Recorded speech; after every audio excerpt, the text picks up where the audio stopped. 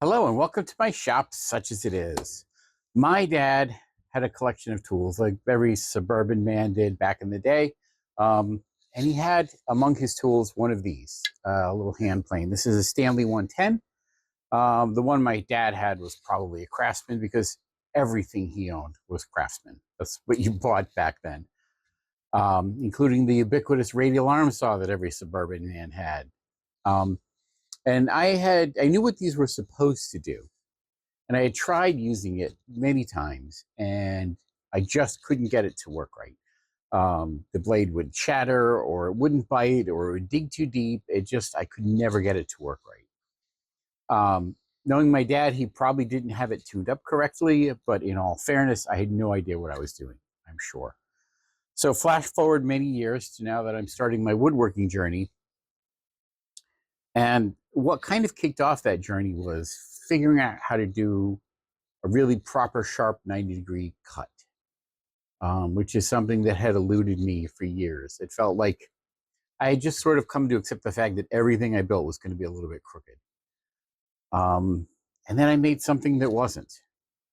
And that got me started on this whole journey. And then I ran up against hand planes, and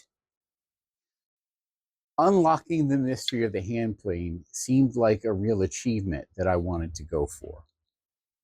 Um, it had a certain amount of significance to it.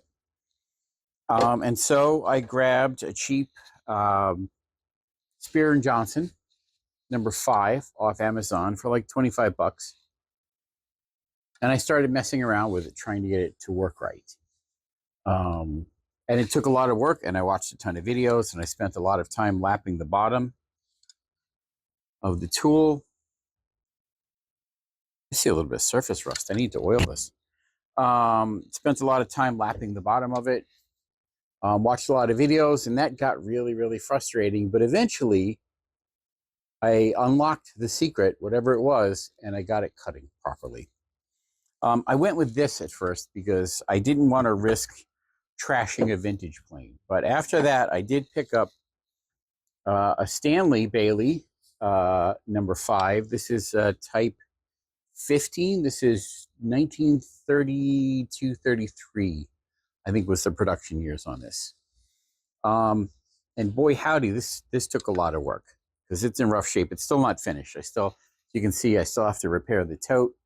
I'm probably just going to make a whole new one because that one's chipped really badly.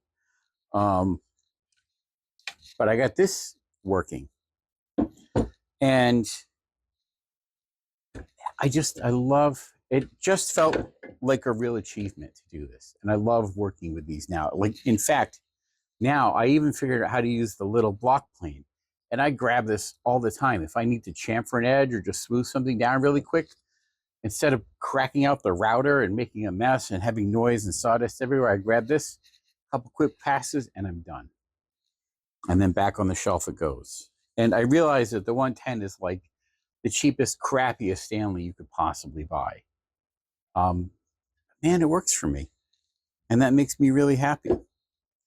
So that's been a really enjoyable journey. And somewhere along the way, I seem to have become obsessed with taking crappy planes and making them work. Spear and Johnson were sort of the first step on that. This one was a lot rougher than the #3 that I picked up. This is a 5, I think. This is a 3, I think. Yeah. So 5, this is a 3. The 3 was better than the 5. The 5 took a lot of work. The milling on the frog was awful, just awful. And I had to spend a lot of time filing it flat. But I got these working, and then I got that working, and then I got the #3 Spear and Jackson, which was a lot better. I basically, all I did with this is I lapped the bottom, sharpened the blade, and off we went. It was working. Then I picked up this absolute abomination from Walmart, of all places. I actually paid more than I paid for either Spear and Jackson.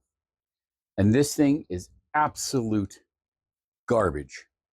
just raw garbage from start to finish. I don't even know what, I don't think I can even get it working, to be quite honest. When I go to tighten down, look at this. Look at this.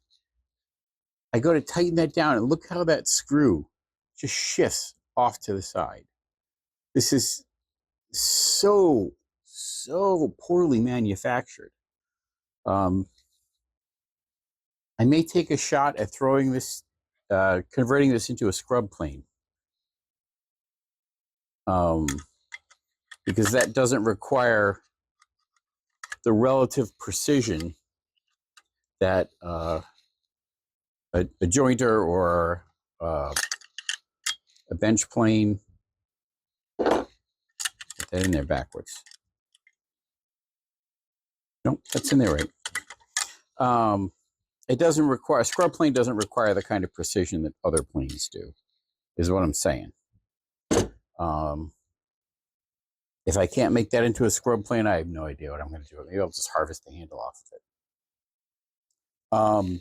In that same vein, I decided to try out some cheap spoke shaves, and I have fallen in love with these.